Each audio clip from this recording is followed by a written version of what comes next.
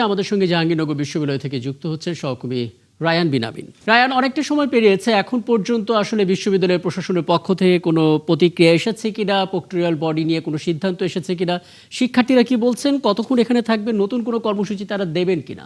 রাকিব, এখনো পর্যন্ত প্রশাসনের পক্ষ থেকে কোনো প্রকার সিদ্ধান্ত আসেনি। কিছুক্ষণ আগে প্রক্টর রেজিস্ট্রার ভবনে ঘুরে গেছেন, আন্দোলনের মুখে তিনি ঢুকতে পারেননি।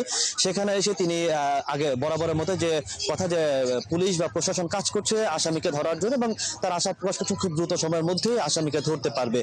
এর বাইরে আসলে উপাচার্য বা উপাচার্য যে দুজন আছেন তারা কেউই আজকে প্রশাসনিক ভবনে আসেননি।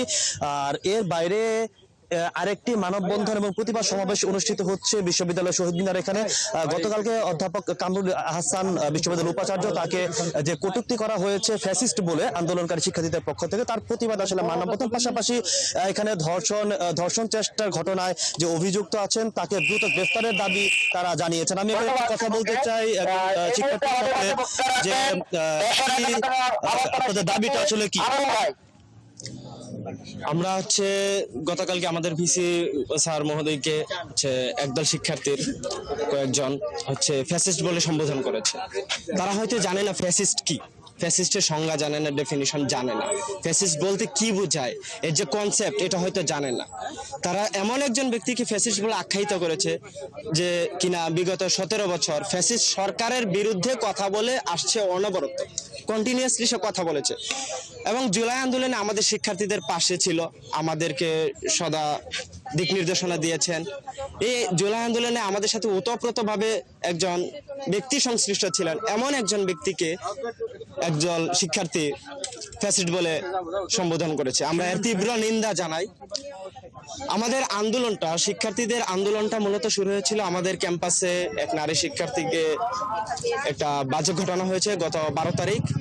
তারই পরিপ্রেক্ষিতে গত 13 তারিখ শিক্ষার্থীদের আমাদের সবার সম্মিলিত একটা আন্দোলন ছিল, মিছিল ছিল যে দ্রুত অপরাধীকে গ্রেফতার করে তাকে বিচারের আওতায় নিয়ে আসতে হবে। তো সেখানে আমরা দেখেছি আন্দোলনটা কতিপয় শিক্ষার্থী, কয়েকটা রাজনৈতিক ব্যানারের কারণে আন্দোলনটা আমাদের ব্যর্থ হয়েছে। সেখানে একটা আমরা খেয়াল করেছি যে নিষিদ্ধ ঘোষিত সংগঠন ছাত্রলীগের যারা এখনো ক্যাম্পাসে রয়ে গেছে, তাদের ভালো একটা সংখ্যক শিক্ষার্থী তারা নানাভাবে রাকিব শুনছিলেন যে তারা বলছেন যে ওই বর্তমান যে আন্দোলন চলছে সেই আন্দোলনের পেছনে ছাত্রলীগ এবং আওয়ামী লীগ শিক্ষক যারা আছে তাদের একটা ইন্ধন থাকতে পারে এবং প্রশাসনকে তারা সেই বিষয়টি খতিয়ে দেখার দাবি জানাচ্ছেন।